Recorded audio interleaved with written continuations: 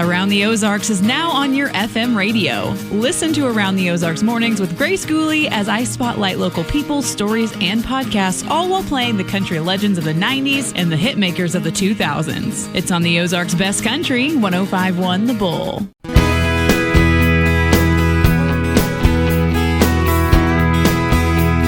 Today we are going beyond the gate with a businessman, an innovator, and a community supporter, my dear friend, Mr. Randy Little. Randy, thank you for joining me today. Good afternoon. So, I've known you for a few years, but you have a long history before that, and I am honored to get to sit beside you, serving at something we'll talk about later, and get to know you and travel the country together. But you are a household name in the Ozarks because of a little old Western store. Yeah. But I want to sit down, and before we dive deep into what you're going on now, I want to talk about little old Randy Little from Clever, Missouri. That's exactly.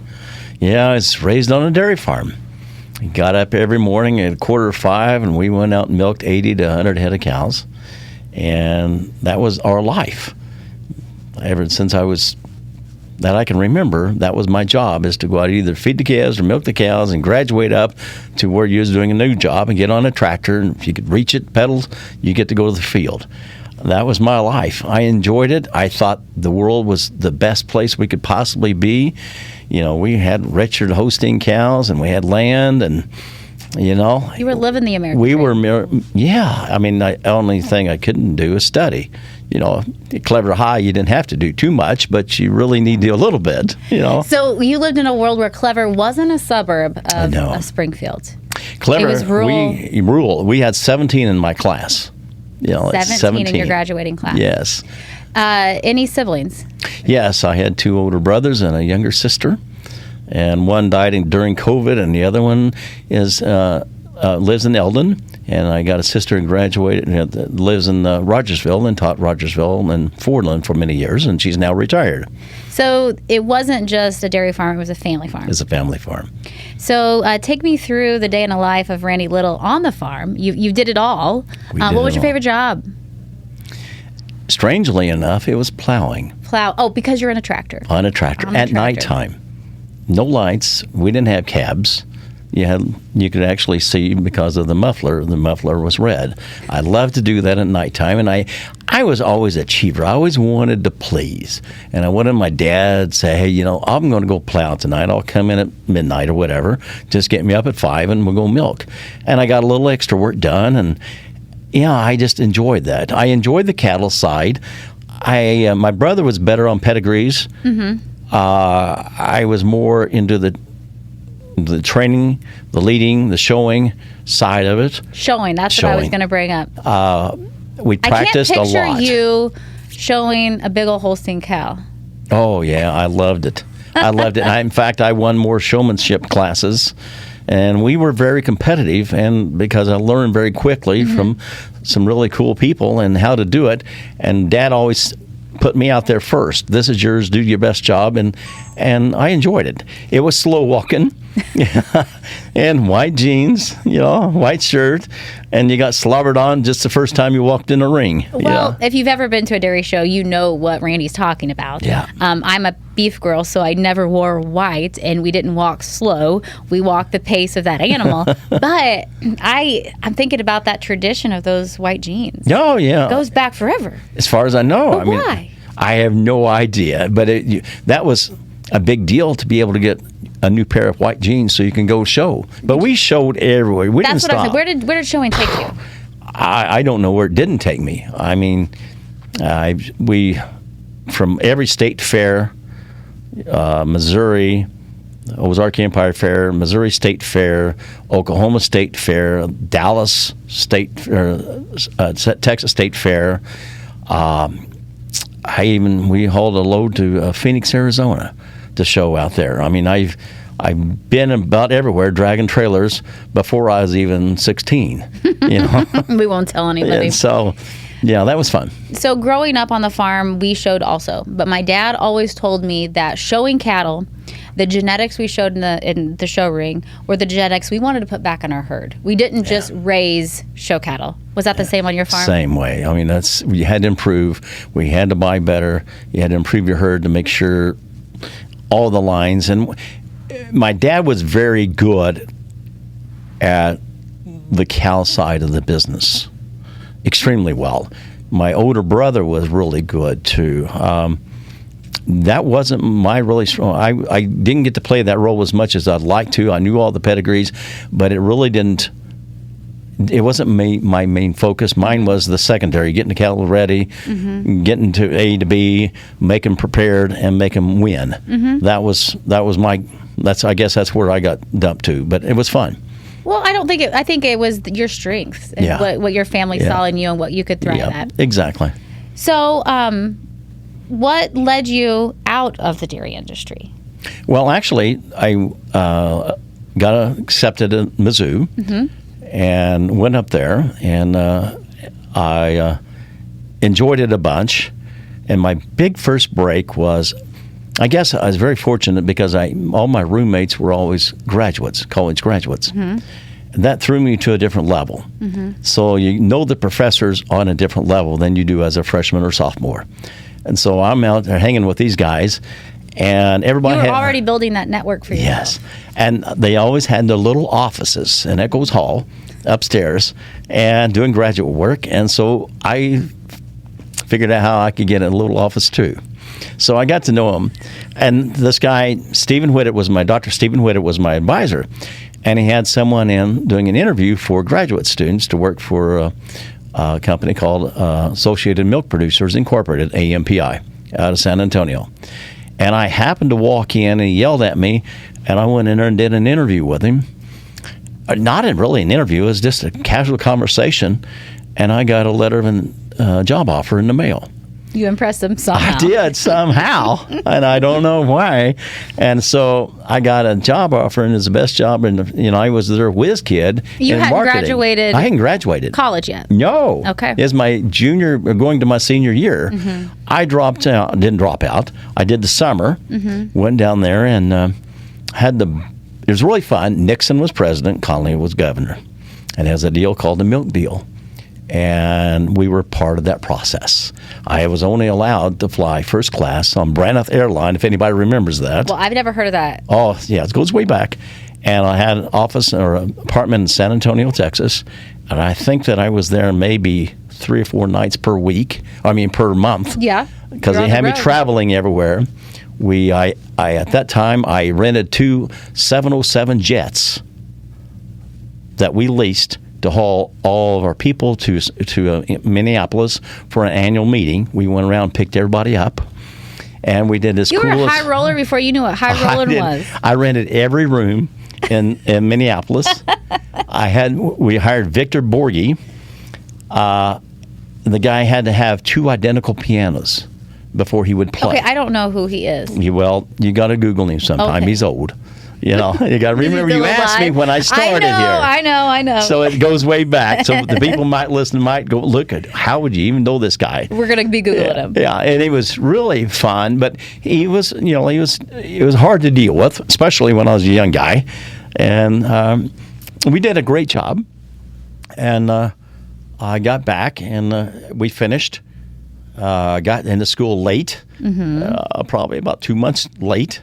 But kind of picked up as my senior year. So this time your senior year? Yeah, and it worked out really well. And in fact, I graduated that fall and went back to work for AMPI, and it was a great deal. But we got married at that time, and I remember the people that the company, and I didn't really appreciate it as much, but they gave me a cruise, me and my wife, a cruise free for honeymoon. for all the work that we gave them during this convention time. So evidently I impressed somebody, but it was really cool. And I thought about that the other day. I said, I wished I could write them another letter and thank them, because I know I didn't do it as enough, because back then you're just moving faster. Yeah. And so that's how it got me to my work in the AMPI and kind of moved me from the dairy farm. So you went to college, but fun fact. Yeah. Let's go back to high school. Let's go back to Clever, Missouri. Clever, Missouri. Your ag teacher. Yep. Very well known. Yep. Prestigious man that I love dearly. Yeah. Dr. Anson Elliott. He's the nicest guy. When he left Clever, he went back to Mizzou to get his doctorate degree. Mm-hmm. So my second semester freshman year is called Plant Science. Mm-hmm. It's a 5-hour course, and it had a lab. He was my lab instructor. So you had him in high school ag for 4 years? 4 years, yep. And then in college? Then got to know him in college. And, of course, when he came back to SMS, back in those days, it was SMS back then, came back, and then we'll go back to the company. And then Anson would always call me, but I know what he was after. He would wait about for 5 minutes, and then he says, "Oh, can we do this?" You know, Anson, I just tell him, get to the back of your question first, because we need money for this project or this project. And you were always there. And I was always there for Anson. Still am for Anson. Well, we have a lot of things in common, but I did not realize that we had the same professor in college. Yeah. Much different years. Many years, many years, and I pride myself as being a young 40-something-year-old. But I do too. Yeah, absolutely. Yeah. But I knew he was your ag teacher, but I didn't know he was one of your professors also. Small world. As it goes on to the latter part of the world, his wife Betty used to work for me. At the store? At the store. Okay. Small circle. Let's dive deep into that store. Okay. Before it became what we know as America's Western Store. Yep. It was a little feed store. Purina. Ralston Purina dealer. In Clever, Missouri. In Springfield. It was in Springfield. Yeah, Your on location, West Chestnut Expressway. First location was in Springfield. Tell me how that began. So you've finished college. You've married your lovely bride, Jonelle. Well, there's another story to the backside of AMPI. It was a great company. My office was as big as my apartment. Enjoyed everything, and then one day the FBI came in and arrested the president. Uh-oh. For some wrongdoing during the milk deals. And that's why we don't have this company anymore, right? Well, not with him anymore. And it broke out because it was a gigantic, I was in home office, and it was extremely big company. But, in fact, I got the organizational chart, and I was number 7 out of 22,000 people. Now, I'm just a freshman kid as a marketing person. I kept it, put it on the wall. You saw their vision. I guess it did. But it was cool. And I was young, imagine that, at one time. Mm-hmm. Young, arrogant. What? Oh. And I knew that I could do something. If I could do this for them, I could do something for myself. Mm-hmm. I had no idea. And I said, okay, I'm going to try something. And we came back. As a dairy farmer, we wore work boots. We didn't have Western boots. Never had one. When you say work boots, like a mud boot? Like a mud boot. It's like, galoshes. Yeah, slop around it. Slop around it. That's what we had. Duct tape. Not a Western cowboy boot. Nothing like that. And when we were looking at different businesses, and I looked very close at one, and the deal list didn't come together at the time.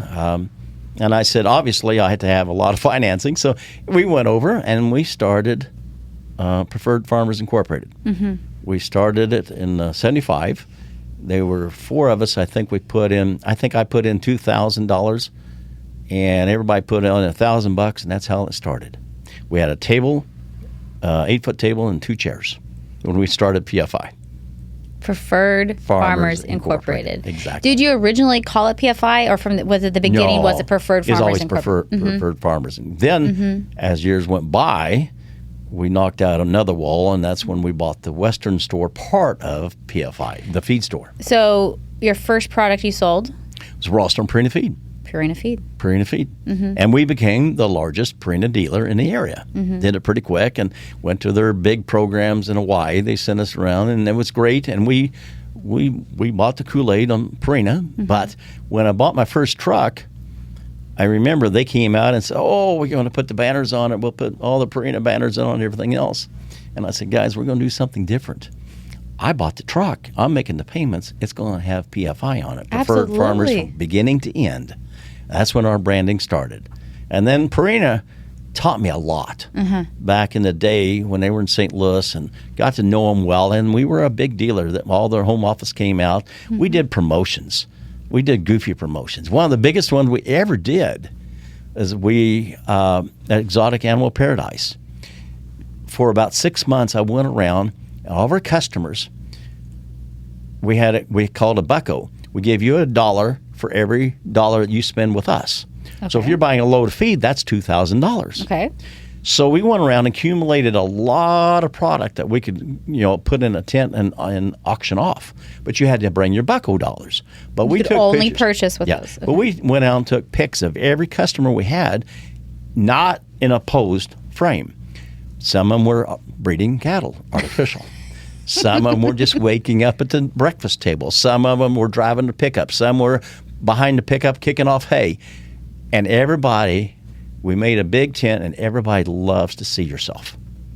There was the best promotion. They yelled and screamed and said, "That was me." No, it couldn't have been. It was. And then we had an auction, and we auctioned off. Back then, microwaves was the coolest thing you could get. A microwave. And I think we had well over 1,000 people attend. That was our first big promotion, and we had a barbecue. We had a pit. I know Doc Ricketts made the hog pit, and we had 2 beefs, and it was a great promotion. That's when we started making more fun. Buckos that day from Ralston Purina, they all came down, and I said, we're starting branding more PFI. Well, we've been on the road a lot together, a lot of hours of nuance, right? And every time I hear a new story from you, I've not heard that story before. Well, I love it. My life's a lot longer than yours. Well, that's true, but I'm fascinated with, as I've got to know you more, you truly embody the spirit of entrepreneurship, and you're always thinking of brand building. Yeah. Whether it's me shooting an idea to you, and you're like, yes, no, maybe, but you're always thinking of that brand, that marketing component, that promotion. And as a marketer myself, I want to be in your brain sometimes. It's positive and negative. One of the negative parts of being in my brain is I'm never satisfied. Yeah. No matter what. Poor John L. I got to do something better the next time through, no matter what.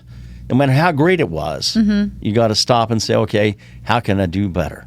Everything I've ever been involved in, how can we do better? Never accept standards. So how did you move Preferred Farmers Incorporated, PFI, into our nation's known as America's Western store? Well, we bought the Western store, and like I said, I never owned a pair of boots.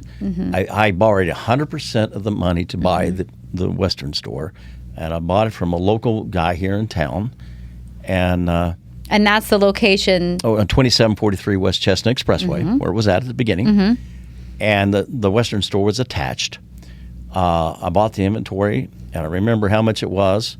And I bought it from the guy who had an office on College Street. And I went home that night, and I said, what did I do? Because now we got to be into a different world now. We're going to sell something. Well, I learned very quickly, 6 months into this, people... they want, how to put it perfectly, is they will charge what they need and pay for what they want. Now, I've heard you say that before. Charge what they need. And pay for what they want. Pay for what they want. So they needed a load of feed. They needed a load of feed. They needed this or that. They needed vet supplies. They're going to charge it. But they come in, they need a new pair of boots, or want a new pair of boots, or want a new shirt or jeans. They got the money to pay for it. They pay cash. So it didn't take me long to figure out I need to be in the want business, not the need business. Because back in those days, in the 80s, late 70s, interest rates was 18, 19, 20%. It was a hard time to be a farmer. Yeah, you had to run really hard, and your payables or receivables got really high. And we were on a draft with Purina. Once we crossed the scale and went out the door, that money hit the bank. They were drafting against something that I had to carry people for 30 days or 60 days or 90 days. And then that's when I learned very quickly that I need to figure out how I can be in the want business, because it was fun for people coming in and restocking, and you had to learn the retail side of it pretty quickly. And we did. Do you think that that mindset, that lesson you learned, that you discovered to be in the want, not the need business, has led you through until 2025? Oh, certainly. There is no question in my mind. Do I ever want to get in that business again and having that much? You can't go out and collect anything. When you sell a load of feed, you know what's left. Yeah. So it's not there to go get back. And it's gone time you think about it, that, there are 2 or 3 loads behind you already. Is the deal is, how long do you want to stay with it before you have to pull the trigger? And back in those days, we didn't have any money, as we started with $1,000. But we moving on to the store, that was very fun. In reality, you had 2 good months, November, December. Holidays. Back over the store. You worked really hard. Your November got you where you're at, and December made you a little bit of money. And then you start again at the beginning of the year buying new product and then trying to figure out how to market it. Then we got in the catalog business. And that before you dive into the catalog business, how did you, when you were starting out, how did you decide what you needed to sell? Trends. Now, my wife she showed horses. She was Western. And there's a quick lesson to learn, too. It didn't take long to figure it out. If you show horses against your customer and you win, they will tell you that you don't have a customer in reality. That's exactly. Yes. So it's either simple. You enjoyed showing horses or enjoyed being in business. Now, where you were in business, now you got to remember all this time is that I was carrying large debt. Yeah, because this inventory had to be there. You had to buy the inventory. You had to buy all of it was with large debt. We bought a farm. We built a house. All of this, but debt never bothered me. Well, you were a risk taker. Fear bothered me. Fear of failure bothered me more than anything. I did not ever want to fail at myself. And that was a driving point. It wasn't, could I not make the payment? I had a great banker, Louis Perry, best guy in the world. He's still alive. He probably covered my butt for payroll for a year or two. Just if I couldn't get it done, I'll be in Monday or Tuesday. It was one of those handshake deals. And he was very instrumental in helping because he believed in me. And that's a key. You got to have relationships, and you haven't got a good CPA and a good banker. I mean, that's the 2 things you got to have. You cannot disguise those.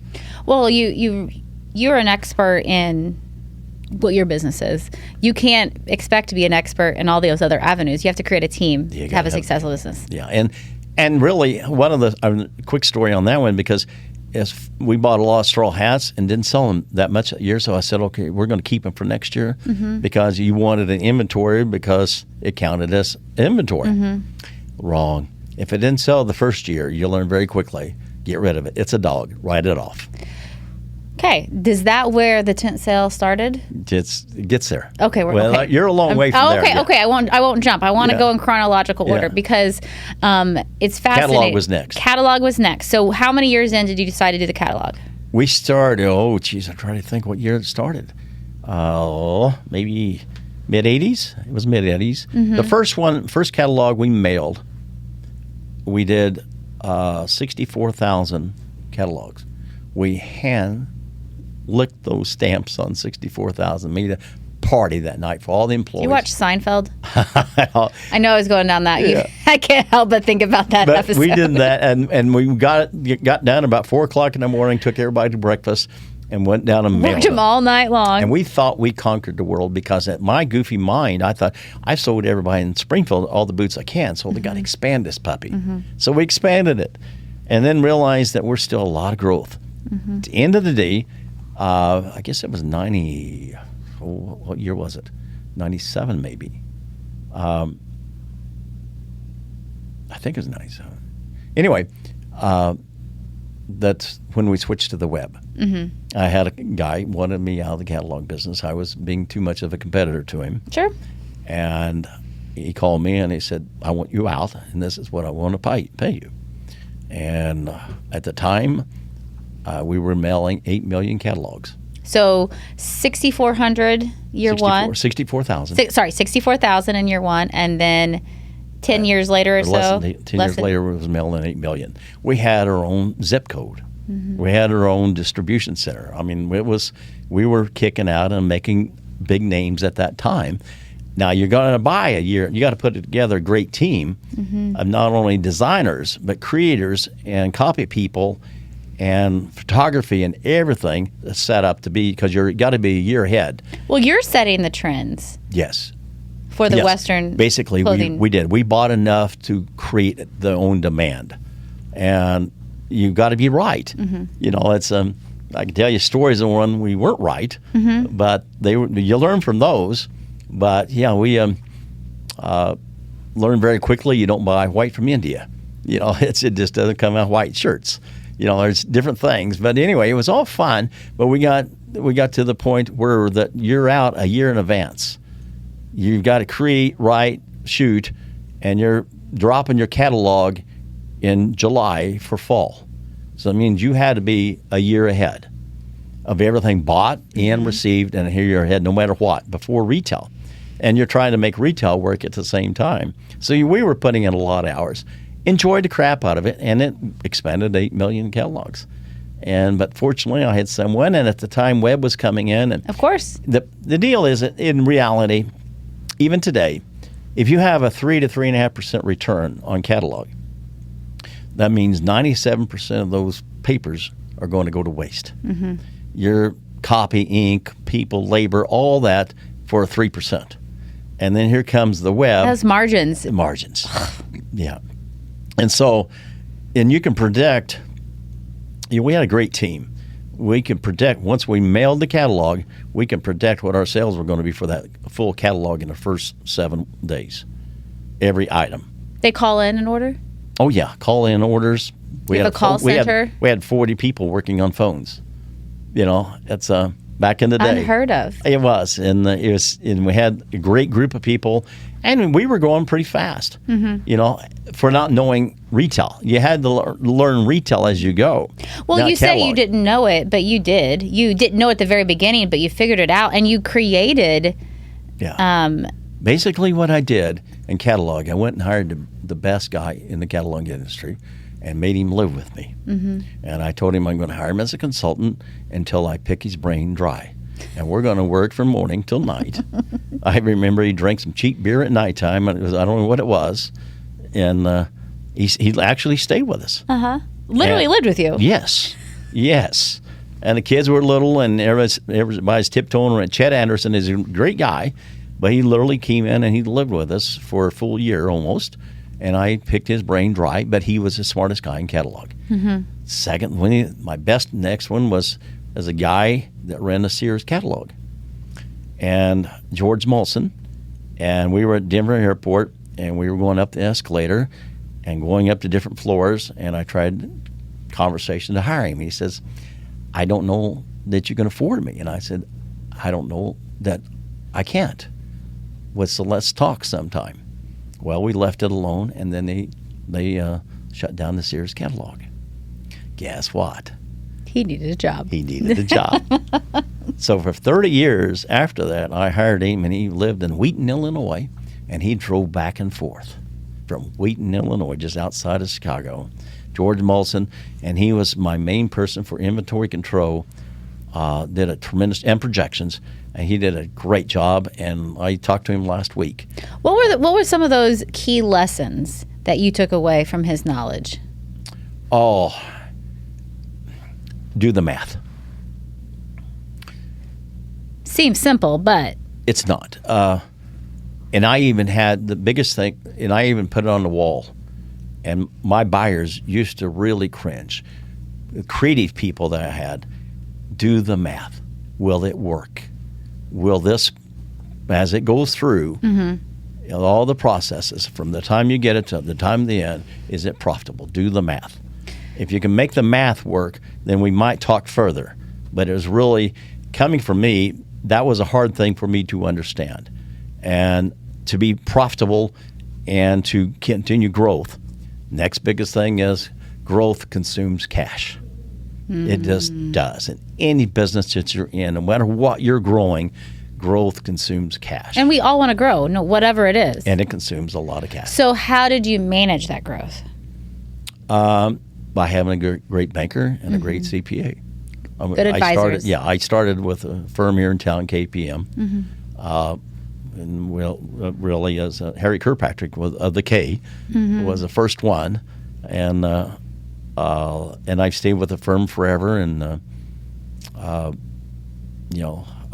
Dave Covey was there, my next one, and Richard Bodoff, who I've been with. He's a great friend, and he's helped me so many times that I virtually don't do much of nothing unless I run it through them first. Still this day, including as of this morning. Well, that's good. Yeah.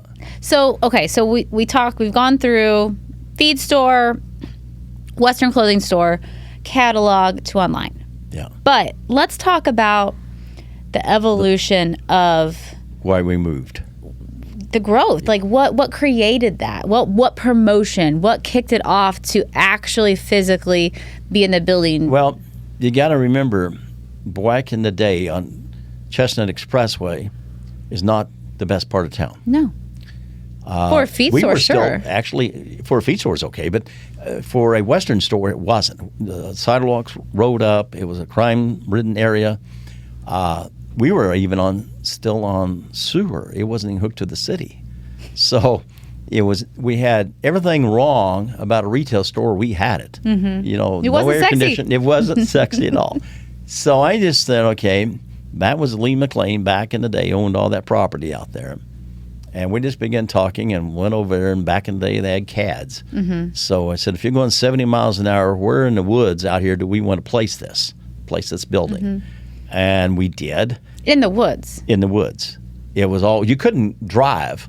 It was thick. You might get through horseback. What year was that? 92. So 92, we're looking at 65. Yeah. Highway was in the woods. We bought it in 92. It had to be earlier in the year of 92 because I remember we had to be finished by 93 to open, and we finally made it. But you got to remember, you're buying the land out there by the square foot. And really, to be honest, I didn't know how many feet was in a square foot at that time, but you certainly figured out pretty fast when you buy 6-7 acres. And then you want to push a button, and this big building comes out of the ground that now you're going to owe millions on with the land and the building. And then guess what? You got to fill it full of inventory. And then we're going to open up early in the year. So when you think about this thing, and I tell the story, debt never really bothered me, but I was probably upside down and just didn't realize it. I think you were definitely upside down and didn't realize it. But it didn't make a lot of difference because I knew I was going to make it work. I had a great team. Everybody was on board. The positivity I see in you, no matter where we are, is... And I hadn't really thought about that until you just mentioned that. But you're positive. You got to be. You got to be. And that's not an easy thing to do, to be that under. Yeah, it isn't. But I had my team. I remember, I'm moving way ahead, but I remember a meeting that we had in 2008 because everybody was laying everybody off. It's a bad time. Now, you got to remember, once we opened that store, we never had a down year. So we kept growing and growing and growing because we had a great team. But 2008 came, and everybody's laying everybody off. And I remember that night, and I went in that meeting, and I said, guys, we're going to do the opposite. If you want to have decreased sales, decrease your inventory. And that's what everybody was doing. Nationwide was cutting back on their inventories, cutting back on their people, and trying to ride through. I said, we're going to be the opposite. They're going to cut that inventory off. We're going to buy that inventory, but we're going to buy it better than what they would do at the beginning because now they got excess inventory. Guess what? We're not going to fire anybody. We're not going to lay off anybody. We're going to hire people. And I went home that night and I said, what did I say? So I got my team together the next day. I said, we've got to make this happen. You promised it. We did. And we had even a record year in 2008. And so that just shot us on. People come up with what they want. Come up with what they want. They buy what they want. all the time, and they're going to continue. Now, we increased ourselves because we become more of a $100 store. And we wanted to be there because well, if they're only going to shop there once a year, make it work. And with our tourists. And go back to the beginning of why we put out there, because I wanted people to come. If they're going to be in our parking lot, they're there to buy. And everybody said, you got to be crazy. Why would you build out there by yourself, not next to a mall or someplace else? I didn't want the mall walkers. I didn't want that. I wanted people that's going to come in and buy our product and be part of PFI. And that's the reason I built it there. So I want to talk about a little brand that had to solidify all this. This brand that's synonymous to boots, to Western life, and I like to think of a little bit of that Ozarks flair. BootDaddy. Our BootDaddy brand. Justin McKee and Paul Patterson was doing a show called Shopping Western Style on RFD. We expanded. That's another story by itself, because we kept on expanding. You got to get out there to other people to get more to you. So that was our first weekly TV show. What year was this? Probably 15 years. No, 20 years ago. Maybe now. Time goes by. 2000? Yeah, it could have been. Okay. Easily. I'm trying to think of the year. Yeah. But RFD just got started really good. So we went down, and of course, we got to know Pat really well, and he said, okay, I want to do this. I'll give you a break if you'll do this. And I said, we'll produce it, we'll cut it, we'll send it to you. It was great, but we could only get so many viewers, and we needed so many viewers to get beyond that. But before I get there, I was talking about how BootDaddy developed. And we were in there, and Justin McKee said something like, you're the BootDaddy of the country, or whatever. And I said, don't you ever repeat that word again. So you're like, hey, can I buy that word from you? I instantly went back and made certain that I could register BootDaddy. And that's when it started. So about 2 months after he said that, I went back and said, now, we are BootDaddy. It's ours. We're going to use it forever. You say it all you can. And that's how it went. And then that's when, we did Shopping Western Store for about 3 or 4 years. And that's when Larry's Country Diner came about. And Larry wanted me to come down. And I thought I just did it as a nice gesture because I knew him. As in, Larry Black used to be a DJ here in Springfield, Missouri. Did you know that? I did not know that. There was an AM station way back in the day called KICK. KICK. It was the best format for rock and roll in the Ozarks when you were a kid. It wasn't country. KWTO was a big country station. Keep watching the Ozarks. And we listened to it every morning when to flip the switch, it came on. But my little transistor radio, I got to listen to it on KICK. And Jungle Jim Stanley, everybody had different names back in those days. And so Larry Black was actually a disc jockey. And that's how I first got to know him. And then he did his movie series and everything else, and then he started Larry's Country Diner. So we went down there, and I sat there that afternoon, and they did a couple tapings. And I said, I had more fun that day, not thinking about anything. And I said, come up, we'll figure out something to do and figure out how to sponsor it. And then we had to bring 2 other sponsors in to make it work because it cost a bunch of money. A lot of money. Much more than many more people think. But you didn't just say, yeah, we'll sponsor it. No, you inserted yourself in the story. And I think that's a lesson in journalism, or not in journalism, a lesson in marketing. Don't wait for the story to come to you. Put yourself in the story. I said, we want to talk about, but we want to do it part of the show. I want to be incorporated in your show. Don't want much. Give us a couple minutes. You didn't want to sing? Didn't want to sing. Oh, okay. Now, there's another story about that with the Texas Tenors. But we'll get to that later, maybe, if you bring it back on episode 2. Yeah. But it's so much fun that Larry, we became part of the show. In fact, if you watch it today, you can't eliminate us because we're part of the act. And it was so much fun, and people loved us. We came up with stuff that was unique to Larry's Country Diner audience, and we sold it, and people loved it. They kept coming by, and our tourism kept getting bigger and bigger and bigger, coming people from the store. And every year we had to keep on having an increase. That's the biggest thing in my life. I don't know what I would ever do if I had a decrease in sales. You haven't had to experience it because you've been doing so many things our correctly. BootDaddy brand. Then along come the BootDaddy Bull. The BootDaddy. Okay, Bull. Are we ready for PBR? For the PBR? We could. Okay. But we did the BootDaddy Bull the first year, or really right the year before we did the first televised PBR. That worked out because Randy Bernard, who is Garth Brooks' manager today, was president of PBR.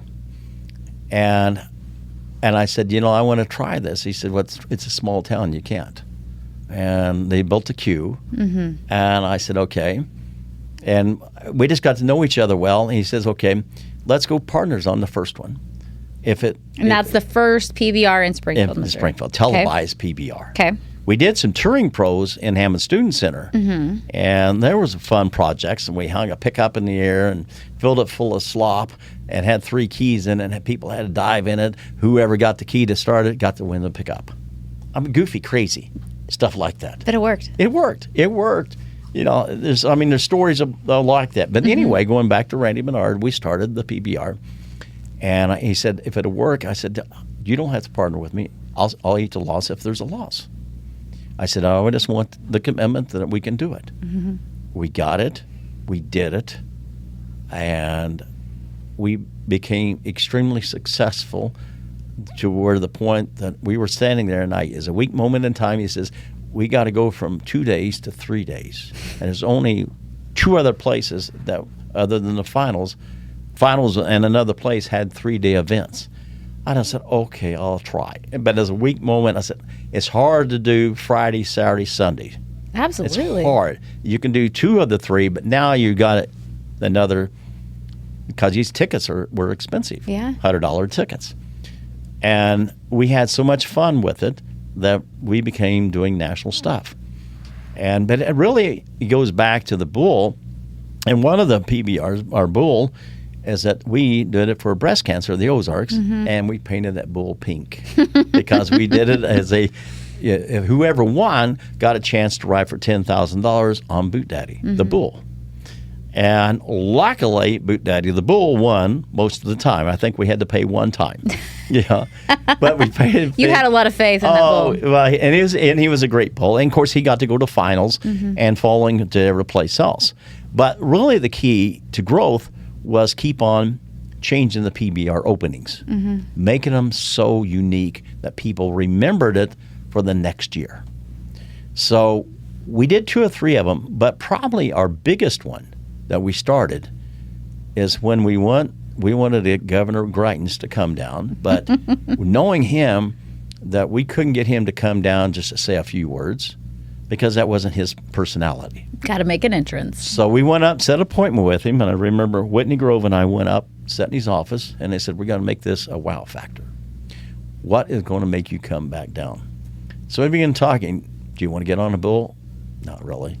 What can you do? Because I don't want to embarrass myself. Okay, blah, blah, blah. So we began talking and said, what if we did something really out of the ordinary and repel you from the ceiling?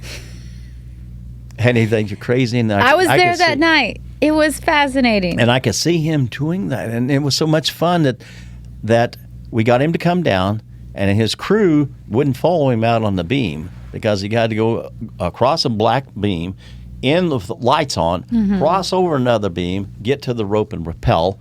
But that's with all the lights on. So he had to do it that night. He agreed to do this. I gave him an out before that night. I said, we can come up with something else before, because it wasn't promoted yet. It was totally secret. Yeah. So we could have not done it and been okay. But it's a big secret. So we did the hype, and he knew his cue. And he crawled over, popped out, put spotlight on him, blinded him. He had that rope in his hand, and he rappelled down. I met him at the end of the rope. His hand was like vice grips. He had adrenaline going through his body because he knew he couldn't fail. So that PBR used that for their heading for the next year until luckily changed, and Governor Parson took over, which is a great friend of all of us. And he came to the PBRs. The next one we flew. All to sell boots. All to sell boots. All to sell PFI. Because they had to buy the tickets at PFI. They could not get them anywhere else. And which is another gimmick I did not realize. Yeah. MSU partnered with me, allowed me to move their system from which they don't have at any other place, to where I was live on their system from my store. So I could go in and change anything I want to about anything that they would do, but they knew I would not. And we had source codes and protections. Of course. And we sold all the tickets. So they had to come by. And as they were there buying tickets, it was buying something else. And tourists come on, well, what's going on? So it filled up the void. And then after we got going, we did 2 or 3. I know we're probably running short of time, but my next one, we brought a family, we surprised a family, a guy we were buying back from Iraq, and surprised his family, his wife and 2 kids, and he had no idea. We done some really cool ones, and the last one, Josh Hawley's sister, who was a commander in the Navy, she was retiring, and so we got her to zip line down to the bottom and meet Josh at the bottom, and that was a cool one too. But Greitens with the rope is probably the biggest and the best. Well, all fascinating stories that really, like I mentioned, culminate back to selling Western clothes. It is. And your innovative brain. Yeah. Take me back to the beginning of this household tagline that we all can recite, and you probably get tired of hearing. Oh, I'd love it. I know I never get tired. How did that begin? Jerry Clark and Fred Schweitzer. Fred was a great creative guy. He loved me to death back in the old store. He was with KY3. He was a creative director. He loved Western. He loved everything about what we were doing, and he knew I was half crazy. Well, Jerry very Clark, true. who was my agent, PR person, greatest girl and woman in the world. Her husband was Russell Clark, who was a federal judge. But Jerry was the nicest. In fact, she just reached out to me last week. We were talking about it. We were doing a commercial, a 30-second commercial. I'm standing next to a creek promoting boots, Tony Lama boots. And we had 3 seconds left. And it's her idea. And she says, you got to say, and I'm not kidding. And I said, Jerry, I'm 20-something years old. These people are going to kill me, make fun of me, but I will do it because you. And I did it. It stuck. And that's been the tagline. And I called her one time, and I'll never forget it. I said, can we come up with another? And she said, no way. No way. Do not ever change it. You're getting tired of it. The people now are just getting used to it, and we'll continue. To this day, it's been the best thing we could ever do. And I did not sell my tagline. I kept that in the contract. You kept that. So and I'm not kidding, and it's registered, and that was my tagline. Well, there's so many other stories that we could talk about, and maybe we still can another Party in the time. parking lot. Party in the parking lot. The party in the parking lot is one of my favorite because as a young college student, well, 2 things. Okay. As a young college student, and I've told you the story before, I actually tried to apply for a job to work with you. Yeah? But I chickened out. I went with my application in hand, and I walked in the store, and it had to have been my freshman year of college. It should have been like fall 03. And I couldn't do it. I walked back to the car. And I remember calling my mom saying, I couldn't go back in there. So anyways, I didn't. I think I got a job at like the grocery store or something like that afterwards because it was so intimidating because you were Randy Little and this was the Western store. But it also fit who I was because that was me. But I also, as a college student, got to attend some of those party in the parking lots. Yeah. But really our team, Josh, Paul, Sandy, all of them has been with me forever. Great people. Made John L's team, the buying side on all the people that we had that stayed with us for 30, 40 years made PFI. It wasn't me. I just kind of come up with goofy ideas, and I always made sure, they work. Do the math. And then Paul was so creative in his mind, and he designed so many boots and shirts and stuff. And John L was too, but she had to be she was in control of all of the inventory. So once we set the budget, we had to live with that budget, good or bad. Josh and Saddles and Tack or Larry, whomever. Larry, gosh, best people we have, and that's what made PFI. It wasn't me. I was just kind of the face, and we did the commercials, and I was there, and I was visible. And you were there. I had there. I've been at the store with you a few different times, I think, for meetings or popping in, and you'd get a phone call from your office, and they'd say, so-and-so from so-and-so, Timbuktu, would love to take a picture with you, want to see you. And you would you would stop what you're doing every single time, and you'd go meet every single customer. Every one, because they came to have a good memory. My job the Western was to wear make was an them. experience. It was. I knew they were going to buy something. I didn't have to sell them something. They drove from Minneapolis or wherever they're coming from to see me, to make a memory for them. And they wanted that. And that's what I wanted to give to them, making memories. And that's what we grew up in at the end of the world. We were a marketing company selling Western wear. You were.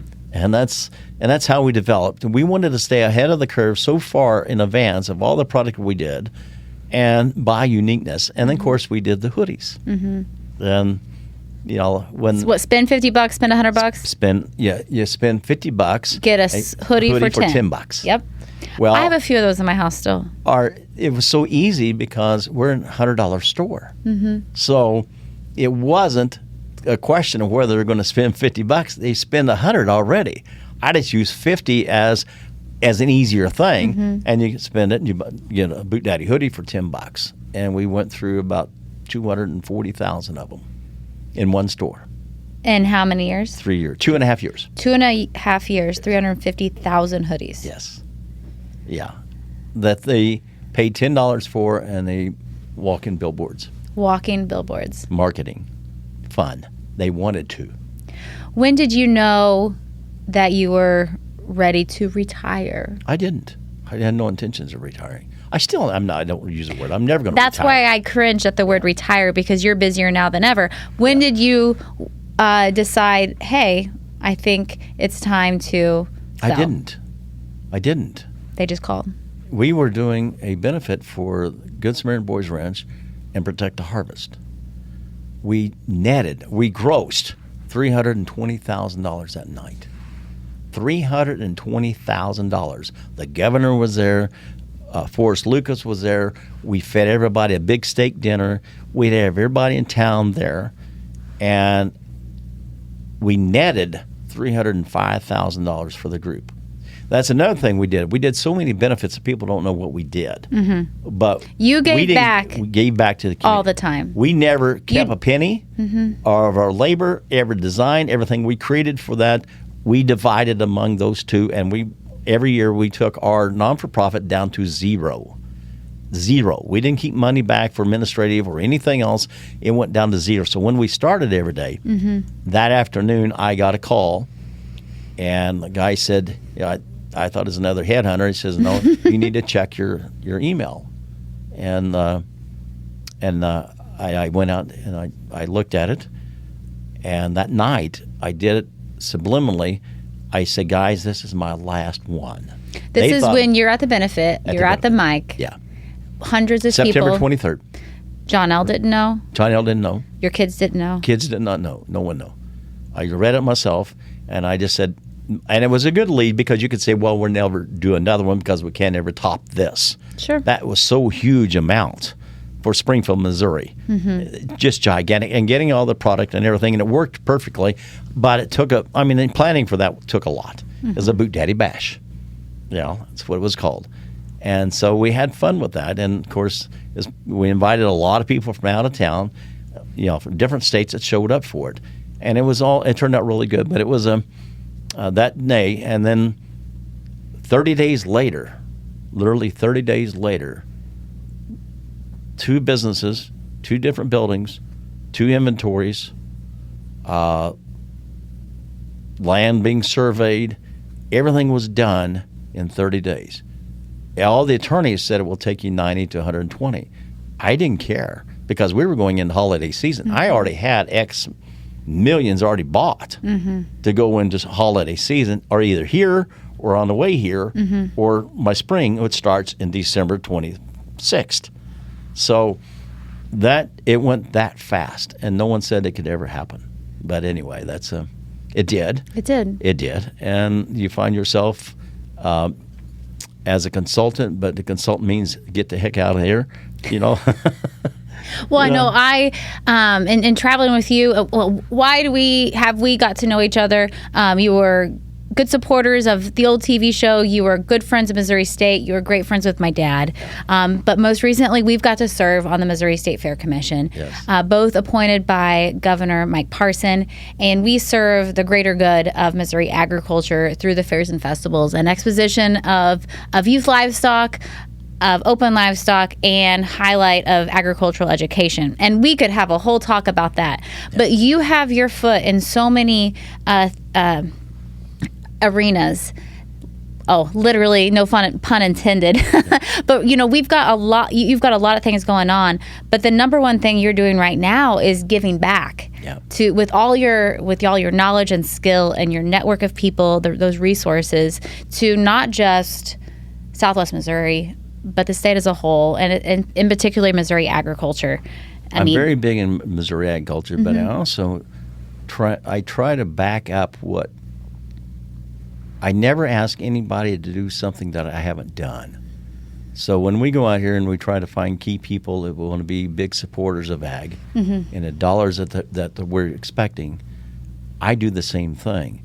I'm turning around and write a big check too, because I do not want to be a part of agriculture without giving back. And that is the key. I mean, it really is. It's more fun now to figure out how to use the leverage that we have and the friendships that we have and the businesses that we have to develop into something to make the state fair bigger and better.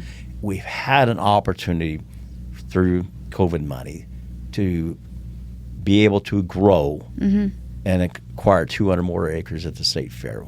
We had the opportunity to have a great governor that loved agriculture in Mike Parson. And we had an opportunity to develop as we're building today. And as we're going to further expand that to be probably twice as big as it is as if you look at it today.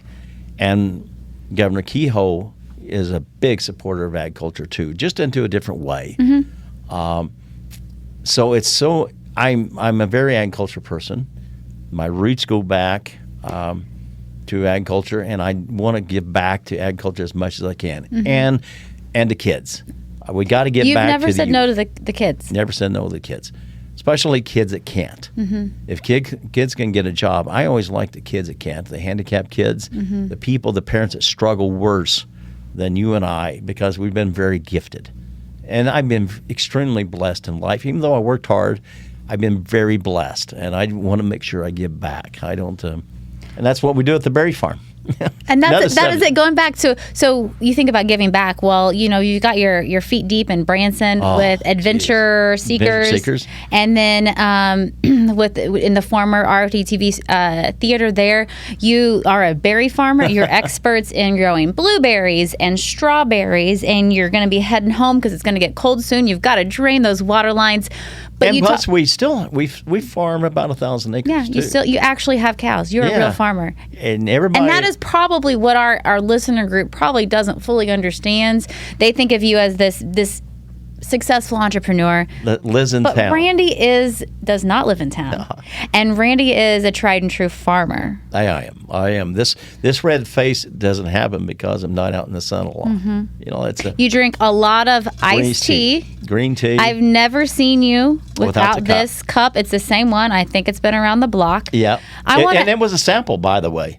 Oh, so you didn't even purchase No, this? it was free. It was a sample. They Shocker. gave it. We did buy a lot of them, but that one particular color was a sample. So, Randy, let's go back to that 18-year-old dairy farmer. Yep. What would you tell your 18-year-old self today? Two things, or really three things. Respect, desire, and determination. If you don't have those three things to begin with, you will not succeed. It's as plain as simple. Then you got to do the math. You got to make every decision from the brain. But the biggest thing I could tell anybody, whether it's 18 or 47 or whatever age group, is act instead of react. That is so critical to think that through. Act instead of react. Because people react all the time They let emotions get ahead of the brain. They do things because somebody else is doing it, or somebody else, big store or big company is doing this, or we're doing crazy things. Mine is always act. What was my game plan? What did we intend to do to help PFI? How was we going to grow PFI? What segments were you going to work on? Act instead of react is a key to success for my whole team.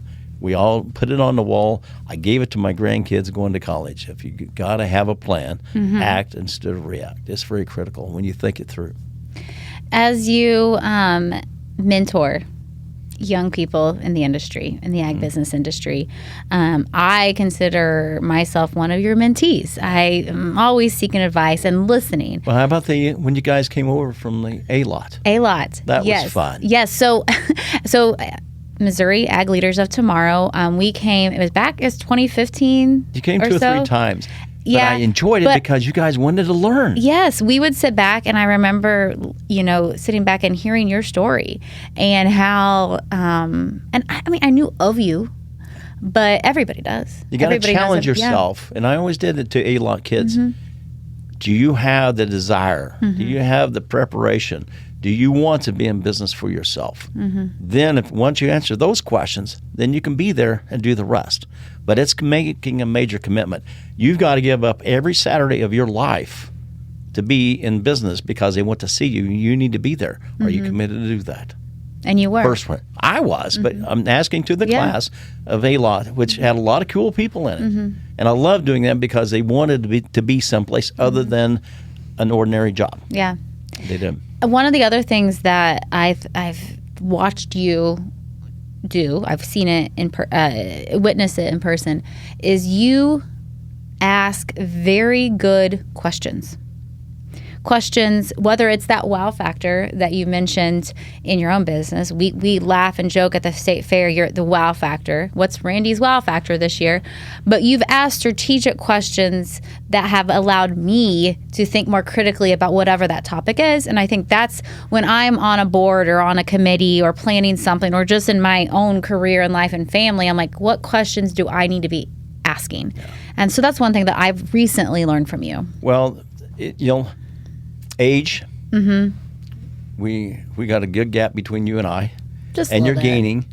But you're not gaining. You're gaining in knowledge. Oh, there we go. You're gaining in wisdom. I'll take and that. you're going to be the same way back as you get to my age because that allows you to you'll correct a lot of mistakes that you knew that you was making, and you'll be more forthright. I am very direct. I don't really try to beat around the bush much. I want to be as direct questions I possibly can get to get a direct answer because I want to be on a winning team. And I love people to be around me to be a winning team. And you're the youth of our commission. You are. You're going to be the bright star down the road for the commission because of your age and your desire to be part of the commission. And the governor did a great job in putting you on there. Well, thank you. And I'm sure that the next governor will continue. But my gas tank is not full. My age is not on the bright side. I couldn't be in business for 47 years at PFI if I'm young. I did start young, but it's been good, and I have been very blessed. But I can't get back youth, but it does help. Well, Randy, thank you for letting me take listeners beyond the gates of your brain as an entrepreneur, as an agribusinessman, as an innovator, as a community supporter, because this has enlightened so many with what you do, starting out selling Purina feed and then boots and then PBR tickets, and the sky is the limit. Thank you for letting us step in, and I appreciate you joining us, Randy. Well, thank you, Jamie. Thanks for listening to this episode of Beyond the Gate. If you're watching on YouTube, be sure to give us a like and subscribe to the channel. We've got new episodes dropping every other Wednesday. If you want even more local content, follow Around the Ozarks on Facebook and Instagram. Or you can go to aroundtheozarks.com and subscribe to our daily newsletter. Join me next time for more stories of grit, growth, and spirit of rural life.